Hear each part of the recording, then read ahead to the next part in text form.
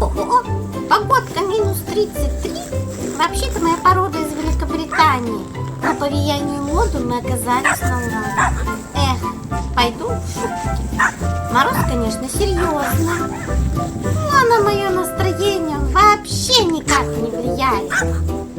Разлетались тут, мороз им нипочем.